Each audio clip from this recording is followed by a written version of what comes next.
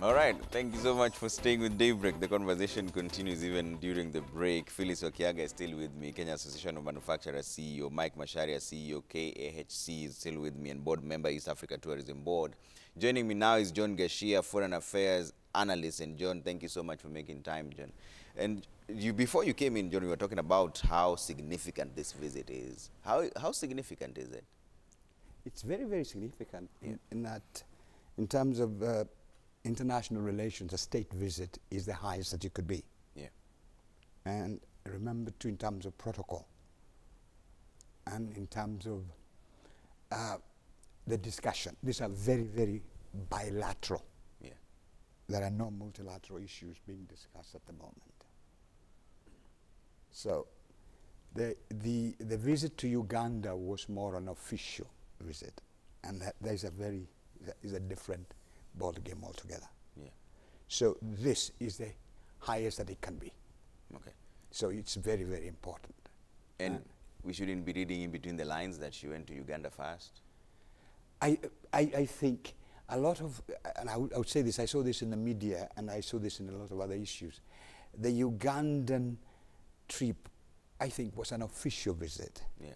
But of course, you have to understand that the East African community has three, I say triplets, okay, in this regard. Yeah. And the triplets usually have their own internal, sibling rivalry and what have you. And for Museveni and the Ugandan, the idea was to really just to show that we have a closer edge and a closer relationship. But also remember, what was it in it for Uganda, really? It was to force, so to speak, if that is possible, to try and get it from the new president, the incoming president, whether she's still as committed to the pipeline. Yeah. And that's why it was that very key for the Ugandan, because that would have been an entirely ball game. Yeah. So for Kenya, in this regard, this is an official, it's a state visit. Yeah. It's, in terms of diplomacy, it can't get any better than that. Yeah. And the reciprocal issue that the president has been invited to be the guest of honor at Tanzanians, 60th birthday. Yeah. Again, it can't get any better. Okay. So what's the signal? So I think they are all optics out here, but there are other issues underlying, moving out aside, and it is quite evident that the President Suluhu, and perhaps there is a readjustment, so to speak. And the East African community, without Kenya, Uganda, and Tanzania, is really a dead duck. Okay. Really. From your perspective, why have we had such a frosty relationship with Tanzania? Has it been policy or personality issues? It's both personality and policies. Yeah. And perhaps more that the Tanzanians for a long time felt that perhaps Kenya was and still has been using its historical advantages and linkages to the disadvantage of Tanzania. And remember, diplomacy is simply put, what is it in it for me? Yeah. So any other issue is secondary. Diplomacy is about sovereignty, and it's about mutual interest. But when you define mutual interest and sovereignty, they all mean one and the same thing at one particular time. What are my interests? How are they best served? Yeah. Now, for Tanzania, she has always wanted to perhaps elbow and feel that her stature, her positions, and her interests are better served. And that when every time Kenya came into the fray, she lost out, or she didn't get as much recognition and due attention. And perhaps that is why perhaps Tanzania has always had one how do I put it? I would say one foot, so to speak, in Eastern Africa and one foot in Southern Africa. Yeah. But as your colleague, the lady out there was talking about, the SADC, there's a lot of historical precedent out there. Yeah. And I think it's more ideological, more political, and what have you. But I think Kenya then kind of was very dominant, and there are historical reasons for that. Yeah. There are historical, political reasons for that. Yeah. But I think ideologically, in the larger scheme of things, Mwalimu and Kenyatta, I think they were two very diametrically opposed personalities. Okay. But I think in terms of Pan-Africanism, so to speak, Tanzania still calls the shot. Kenya has always again played second fiddle into that. Okay. So those are the issues that need to come into addressed. play. Yeah. But foreign relations, Yeah. 101, what is it in it for me? Yeah. It's that simple. And anybody who tells you that then diplomatic relations are about, it's in diplomatic terms, it's very well articulate. But the bigger question is, what is Kenya gaining out of this? What is Tanzania? And in this time, I think it is the feeling within Tanzania that perhaps the former game plan or the former gameplay perhaps wasn't working out very well. Okay. So it was time to reset to press the reset You button. reset the button. Okay. But then, of course, that's where you talk about mutual benefits, mutual interests, Yeah. and it's very well, articulated. Yeah. But it's all talking about scratch my back, I scratch your That's back. yours. All right. Mike, is that where the issue really is? I mean, has Kenya been almost playing the big brother role, and Tanzania feels like they also have a financial might and economic might to actually take on the front position? Are we both fighting for the same thing? Is that the reason why the tourism pact that you're talking about seems to have a bit of challenges? The challenge there, I think, is a similarity of product. Yeah.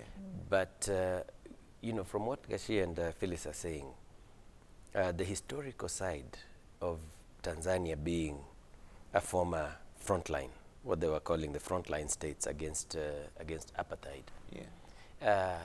When the president arrived yesterday, the national anthem, Nkosi Sikeleli Africa, it's a South African tune.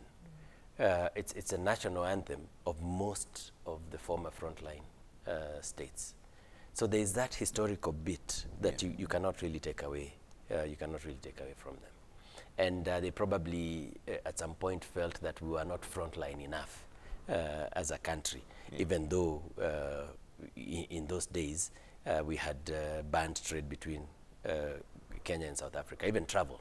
You had a passport that was stamped, you can go anywhere except South Africa. Yeah. But coming to the tourism area, I think mainly it's the similarity of product. They probably feel the Mara Serengeti ecosystem has more space on the border there than it does on the Kenyan side. But remember, these artificial borders. Yeah. These are borders that did not exist 100 years ago. They were created by the colonial system. So we had more in common with Tanzanians than they did with South Africans. But because of these artificial borders and the political development, the historical development of politics, then the petty jealousies came in. Kenya is a bit ahead. You're moving faster than us. You're taking advantage of us. You're playing the big brother role in East Africa.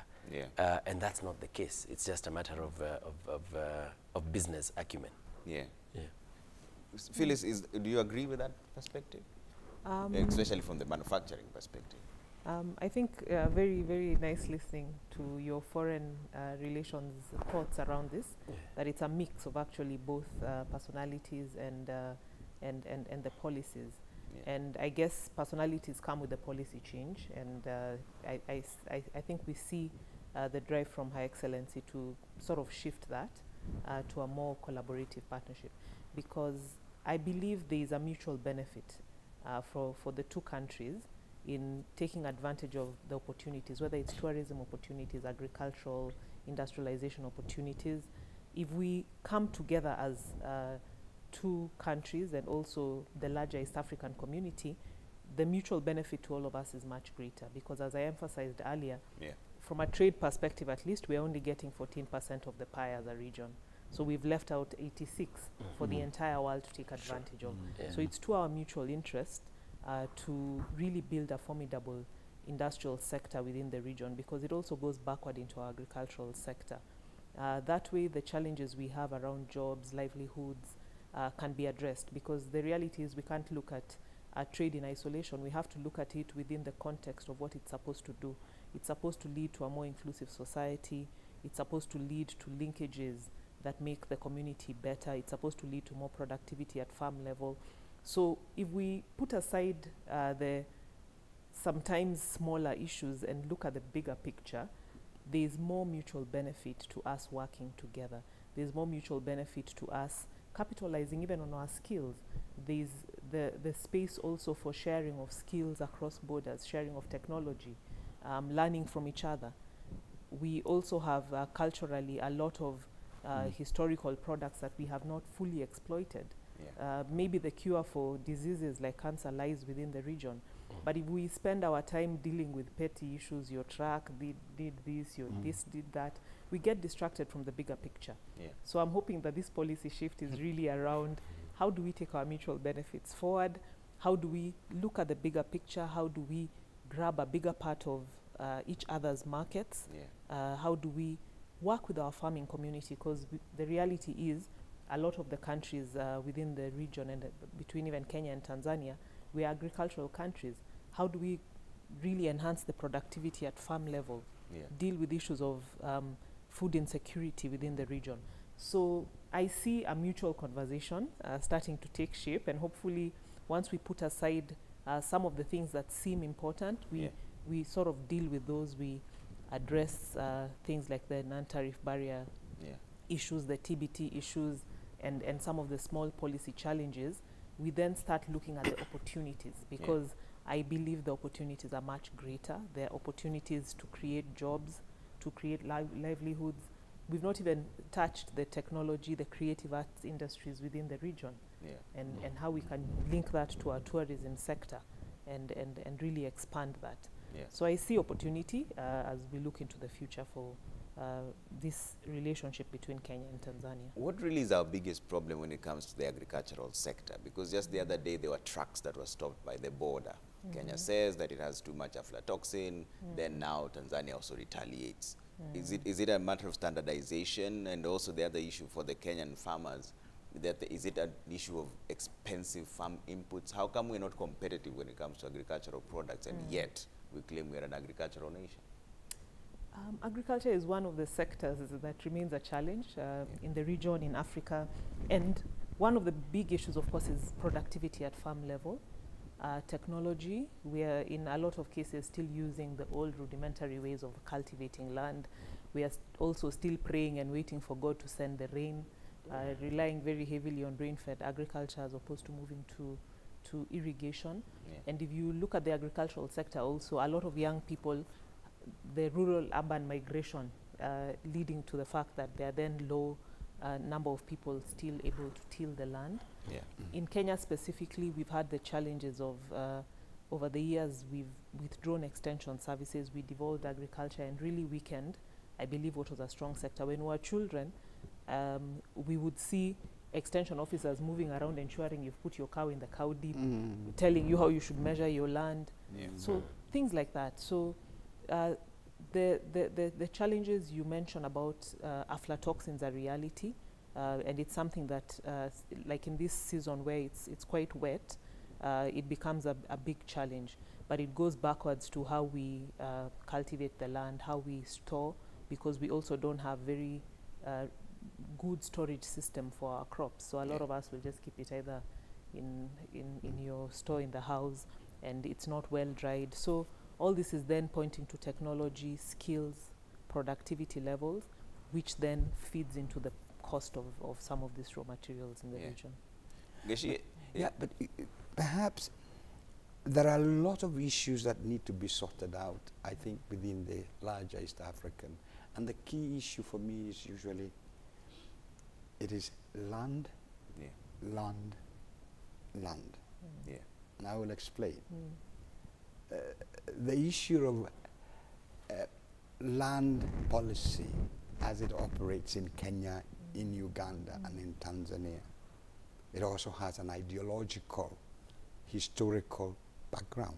yeah, Now, it is true that perhaps as we were growing up, the Kenyan agricultural, extension service and what have you, those were done. You could still do that, but we would still get into a very difficult area, because the land tenure policy in Tanzania is completely different than the land tenure policy in Kenya.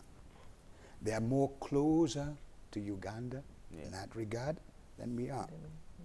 The agricultural policy implementation in Uganda and Tanzania are more closer than Kenya.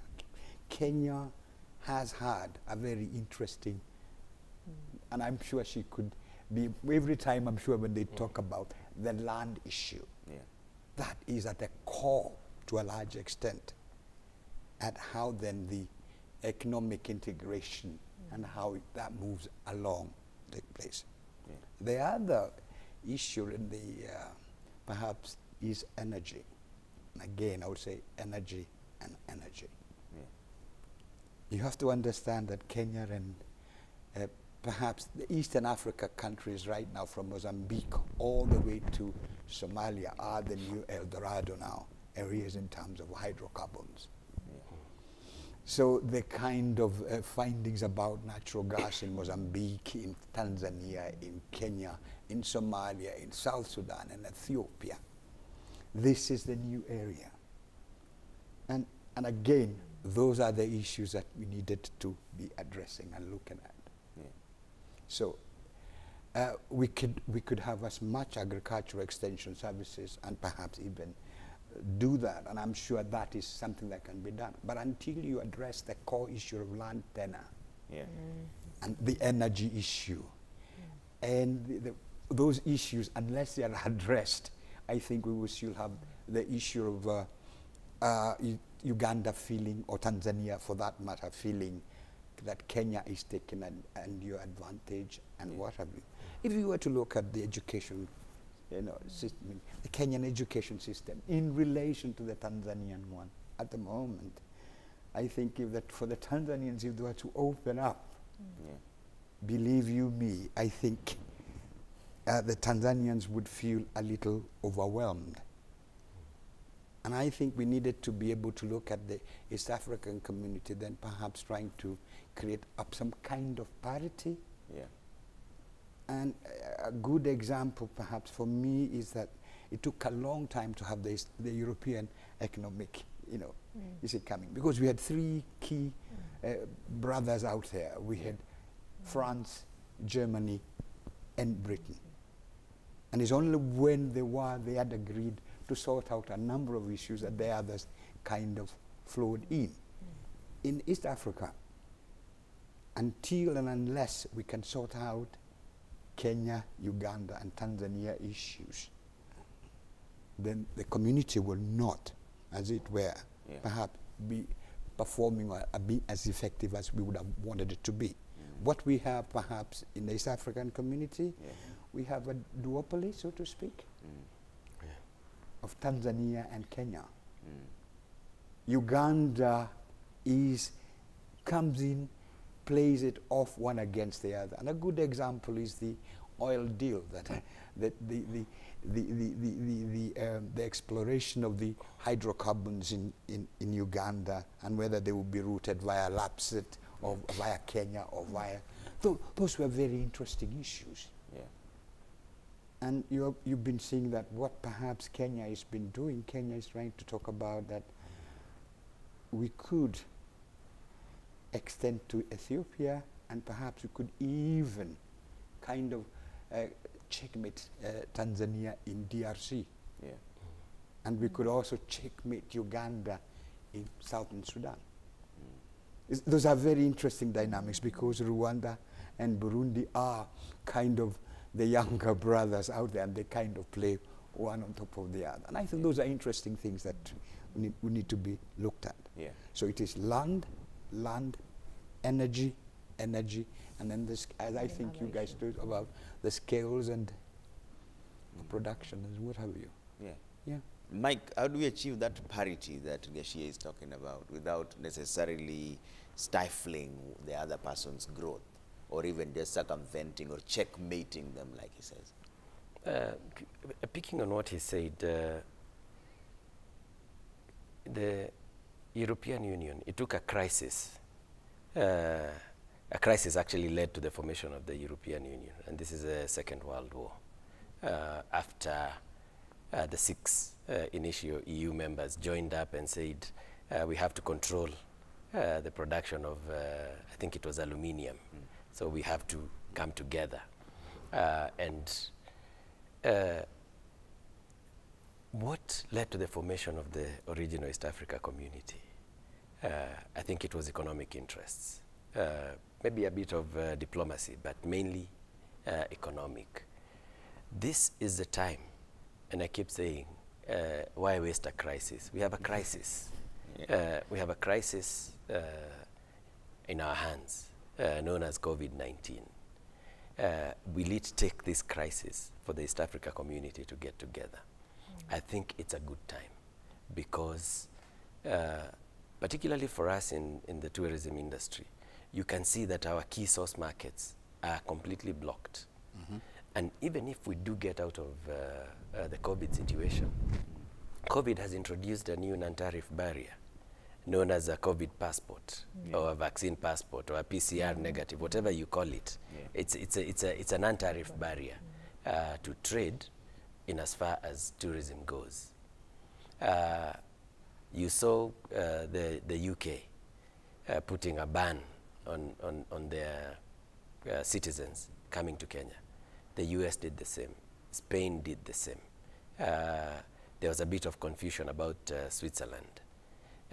Then where are these 1.2 million people going to come from post-COVID crisis if the European and the Americans maintain their policy of using COVID as an non-tariff barrier? These people will come from Africa. They will begin in East Africa because we have so much in common. So this is a time to take advantage of the huge market that we have in East Africa and then move out towards Africa. I think we should stop, because when you look at the economic cake, if you bake it properly within the East African region, there will be no need to go ahead of any other person or undercut them or play one against the other. There won't be any need. If you take Africa as a market, for example, for you to travel from here to Morocco, is Morocco in Africa? Morocco is in Africa. For you to get from here to Casablanca, what are your options? Fly east to Dubai or Qatar, then take a 7-hour trip backwards to Casablanca. Alternatively, you can fly into Charles de Gaulle in Paris, take an hour flight back in. You're in Africa.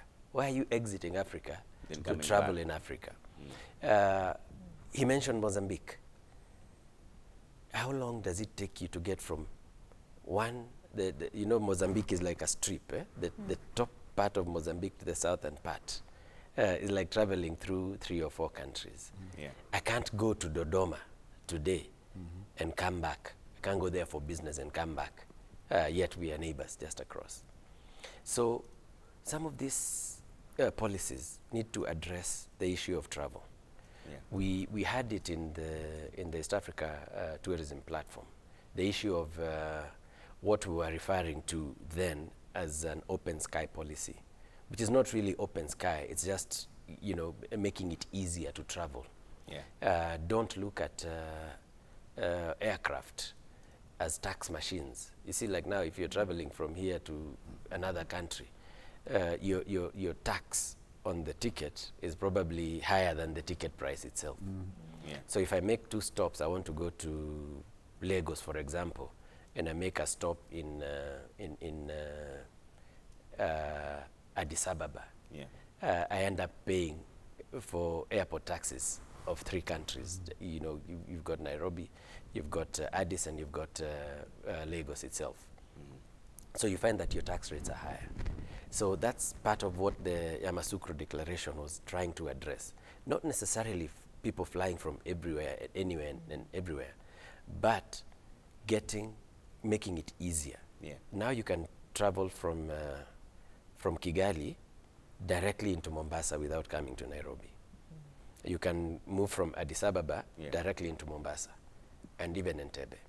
So what that means is that you're opening up all these other areas of viewers. We would like to be able to fly from Kisumu to Entebbe, for example, because you don't have to come back to Nairobi. Make it easier. Yeah. Make it easier for people to move. Create a market. There will be demand for even people like you and I, Trevor, maybe to invest in a small aircraft to ferry people between Kisumu. Nice word, eh? Between Kisumu and Entebbe. Yeah. So you'll create more opportunities, and you will see a lot of investors popping up. Okay. And the grand scheme of things is that the strength, and we've seen it tested elsewhere, we've seen it in the EU. Yeah. The strength of a common market is immense. If we and in Africa, there is more people here, there is more resources here. Yeah. We are talking about natural gas, we are talking about oil, we are talking about minerals, we are talking about food, we are talking about manufacturing. There's a lot of resources here, enough to create a huge market for Africa.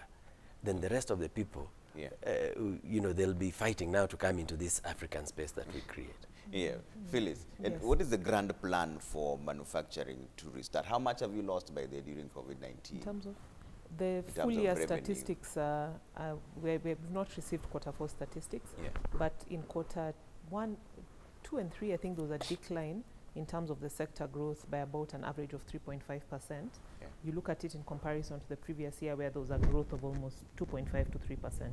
So we've gone negative by about 3.5%. So the need for recovery is, of course, urgent. The reality on the ground is that COVID is still with us, and you saw we've recently come from a lockdown. Yeah. So it's to see how we quickly recover within the reality of what COVID is and the uncertainties that come with it, because you don't know how this will play out. It's become one of those, it's not a crystal ball anymore where we can look and say that I'm sure in August this is what it will be. But what is positive is that now with the vaccine and that being rolled out globally, we are hopeful and optimistic that it will then lead to more stability for business to be able to continue. The opening up of the tourism is great news also, because we are suppliers in a big way to the tourism, the hotel sector. And if that can be revived, we see more visitors coming in, big opportunity. Educational sector is also back on its feet, and schools are still set to reopen on the 10th of May. We've also looked at then the opportunities that present themselves now. In light of COVID, we've seen that it's possible for us to do a lot more manufacturing locally, with what we had with the PPEs, where we started with none of them being made locally, to a situation where we can almost fully buy the full PPE kits and all those items in the country. So it means there are a lot of nascent business opportunities that we can continue to nurture. COVID also brings up the issue that everyone is talking about of the shifting global supply chains, where we'll see people looking at more local sourcing, diversifying source markets, and those are opportunities we should take advantage of, so that as investors are looking for new source markets, we create a conducive business environment that makes us one of the top choices within the African continent. So that's what we are looking at, and also looking forward to read the finance bill. I saw it going around yesterday. to see the tax policy measures that have been put to mitigate the impact of COVID to the business community. Because that I think is also going to be important if we are able to at least have some policy stability, minimum disruptions in terms of tax policy for now, a reduction of expenditure so that we then don't stifle or kill businesses as we raise revenue for the economy. Should we simply shift our focus? Gashie mentioned land, energy. At some point you mentioned IT not having been explored properly. We see now one of the first things that was inked the deal between Suluhu and President Uhuru Kenyatta was the importation of natural gas. When she was in Uganda, it was about the oil. We started our own here, Talo, then failed. Should we now change our focus from all these agricultural issues and now start facing the energy sector and maybe IT? Is that where the new frontier is? We should definitely put our eyes on those sectors. A diversified economy is good for everyone, but it doesn't mean we totally drop other traditional sectors. So even as we look at IT, we should look at then what technology can we develop locally to enhance productivity at farm level? What solutions can come from some of these sectors to bring in more efficiencies? If we are talking about the issues of energy, gas and everything, how do we use those resources to bring down the cost of power, which would then have a multiplier effect on industry, tourism, agriculture? So I see benefit in diversifying our economy. We don't want to over-rely on one sector of the economy. And that has been one of the strengths of Kenya, that we have a diversified economy. There are countries who fully, for example, rely on oil, and when there are shocks internationally, you see the devastating impact it has in their countries. So there is only a positive benefit that can come from diversification and exploring the opportunities that Gashie mentions, the hydrocarbons, the oil and gas, the energy, and really taking advantage and then using them to leverage and grow traditional sectors where we have a competitive advantage also. So Gashie, are we rigged to shoot ourselves in the foot as a country? Because you see, this is a country where we have entire institutions that's dealing with geothermal development companies, one of them. We have abundant solar energy. And yet the manufacturing industry, one of their biggest challenge is the cost of power. How come we've not been able to harness all these other advantages that we have to ensure a seamless and easy flow of business and even more efficient? Perhaps I think Phyllis perhaps might want to discuss that more, because what I would say, my own feeling is that I think with the COVID now, and I think this, as my colleague is saying here, I think we needed to have a new game plan. The impetus, for example, Kengen is a leading company in, I think Kenya is number 8 world in the exploitation of geothermal energy. I think we are leaders in Africa. We have already, I've had this, I think there's a deal between Kengen and Ethiopia. And I think if you look at the Kenyan industrial capacity, and I think it's there. I think we needed to talk about something much more interesting here. And nobody again wants to talk about this, is the interface between cartels within the industry and its linkage to the political class, and to a large extent the leadership, and also the issue of corruption. And I think those are the issues that we have as a region we have to deal with to be able to open up. You're talking about Kenya Power, you're talking about power. This is an entirely a cartel group that is still very well linked. And I can see Phil is out there smiling. And I'll say this, because you see, you're trying to dismantle this, the inefficiencies that are there. It's not that Kenya Power perhaps it cannot deliver much cheaper power, but there are a lot of vested interests out there in terms of the private power producers. And they are here right through. You'll find them right through, and I wouldn't want to mention names, but you know them. There are about nearly 10 private power farms right out, you know it, who are producing power and water. They're even, and what's their linkage? That's one. you're looking about telecommunication. I think we don't want to go out there again. You know, the issue, the linkages out there. And we've proved with the Safaricom, we've proved with M-Pesa, and we've proven this with education. Kenya is a leader in this region in all sorts of innovative ways of doing business. But then, are we willing to be able to get to the heart of the matter? Yeah.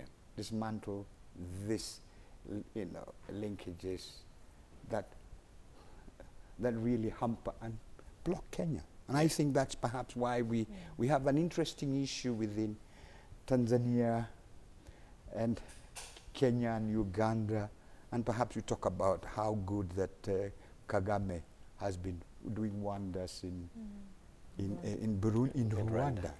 Yeah. It is indeed that you might not want to talk about Kagame's democratic credentials, but he's dealt a good hand on the cartels. He was elected by 90% of the population. Indeed, indeed. As much as Museveni was, indeed. But I would say that I think those are the issues that we needed to deal with. Yeah. And I think it comes back now. We're talking about the transport corridors, the standard gauge railway lines, the infrastructure, and what have you. Yeah. They are all very well nice sounding, but if they're not efficiently done, it's the same thing we are talking about tourism.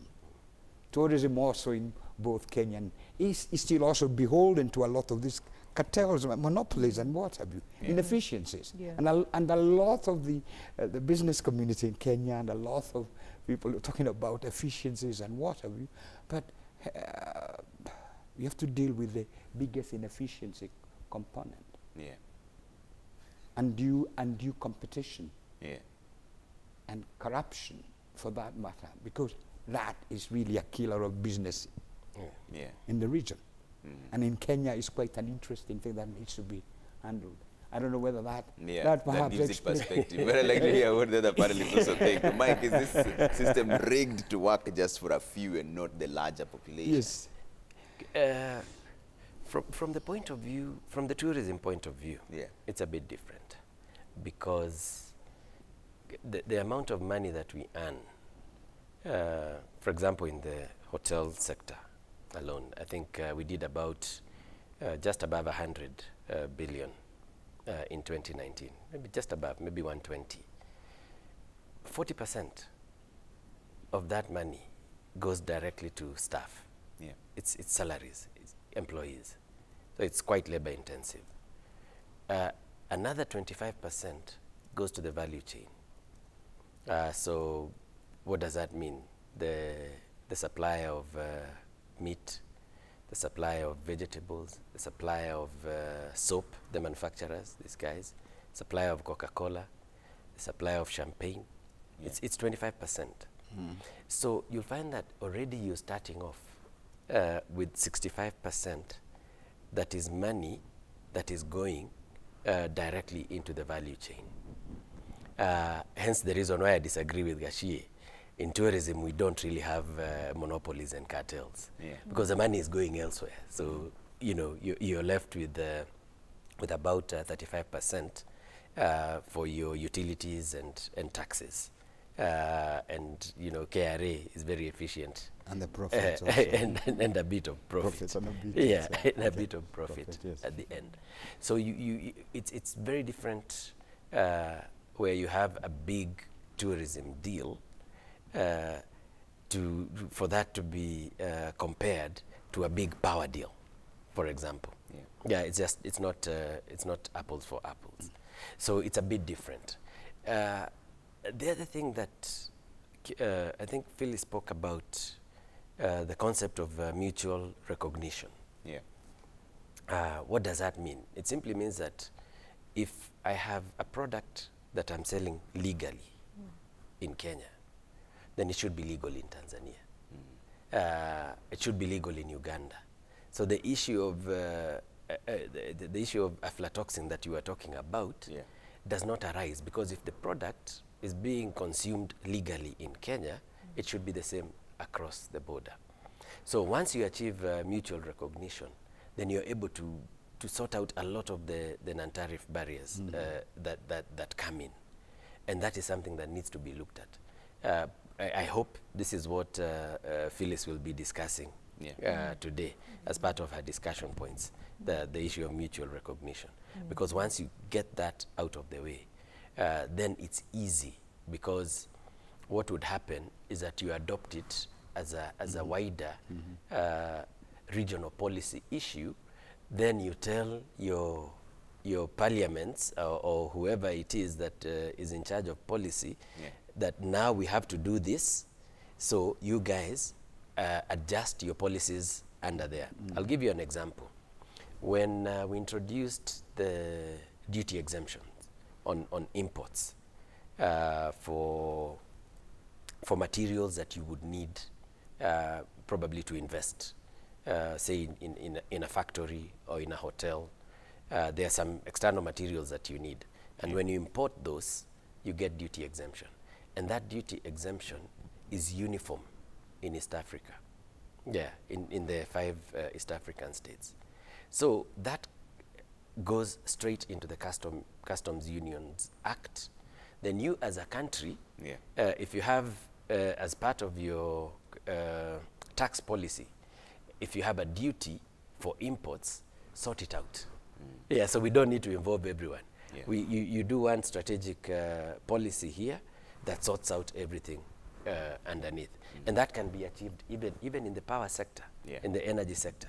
It can be achieved because I think Kenya and Uganda are power producers, Tanzania, Ethiopia. So just get one policy and tell people this is what you charge for power, sort out your policy issues on the ground. Yeah, then you don't have to worry about corruption, because you're dealing with corruption, you're dealing with an issue after the fact, which becomes very difficult. It's already happened. When you're dealing with a strategic policy issue that will stop this from happening, then you have no problem. All right, I'll take a quick break now on Daybreak. When I come back, I'll take closing remarks from all of you here. I know Phyllis didn't want to talk about the Kenya Power part. No, I don't mind talking. Another day. Let's have another day to just doesn't want discuss to power. antagonize that issue. It's another day. It's a huge topic. I know. We'll be back I'll in come. just a bit. It's a Standalone conversation. and Stand alone. And we are big as tourism. Yeah. We are big consumers of energy. Yeah. Huge. All our ovens, you can imagine. Transport, fuel, Okay. we're huge consumers here. Let's take that break and then come back and take closing remarks as well.